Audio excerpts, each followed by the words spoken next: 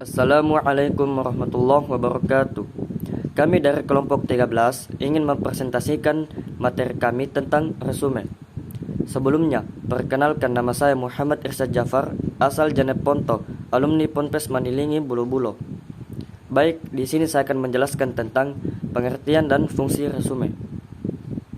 Pengertian resume. Resume adalah ringkasan atau rangkuman dari sebuah tulisan yang panjang, lalu kemudian dipangkas dan hanya ingin mengambil bagian inti dan menyisihkan rincian dan ilustrasinya. Resume merupakan isi dari ide-ide utama dari sebuah karangan yang dibuat dalam bentuk yang lebih pendek. Isi resume tidak berbeda dari ide utama dalam teks asli. Resume adalah suatu cara yang sangat efektif dalam menjelaskan suatu inti atau pokok dari informasi yang akan disampaikan terhadap orang lain. Adapun fungsi resume. 1.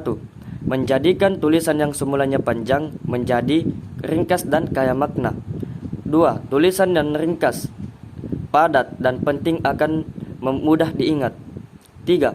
Memudahkan penyampaian materi karena telah terkonsep. 4. Memudahkan pembaca menerima materi yang akan disampaikan. 5. Lebih mudah mengingatkan materi yang telah lalu karena tinggal membaca ulang dari resume yang telah dibuat. Baik, selanjutnya saya silakan kepada pemateri kedua untuk menjelaskan materinya. Assalamualaikum warahmatullahi wabarakatuh. Saya Rizky Apriana, alumni MAN Kepulauan Selayar, asal daerah Kabupaten Kepulauan Selayar. Di sini saya akan memaparkan jenis-jenis resume dan cara membuat resume. Jenis-jenis resume yang pertama yaitu abstrak.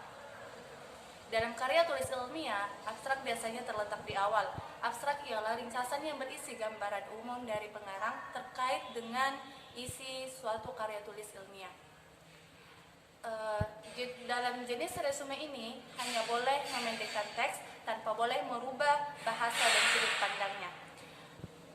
Jenis resume yang kedua yaitu ringkasan stricto sensu. Ringkasan stricto sensu ialah hasil pencarian dari isi suatu tulisan.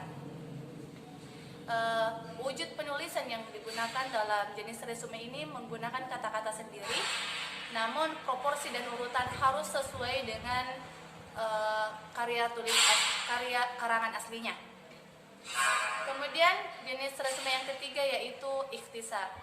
Ikhtisar yaitu ringkasan yang memberi kebebasan kepada para pembuat resume untuk mengikuti tatanan karangan asli atau meringkas menggunakan kata-kata sendiri.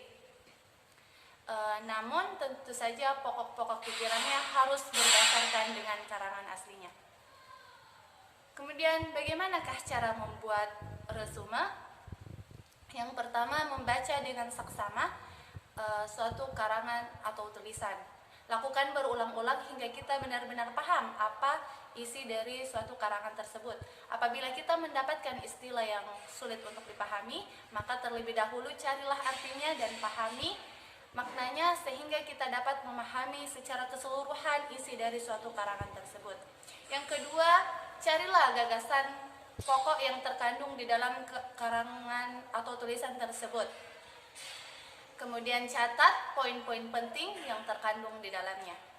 Yang ketiga, susunlah resume tersebut berdasarkan poin-poin yang berisi gagasan utama.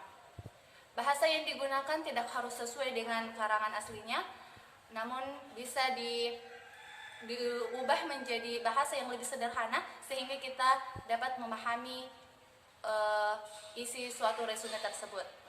Dan yang terakhir, bacalah ulang resume yang sudah kita buat, pastikan tidak ada yang salah baik dari tanda baca dan tata bahasa.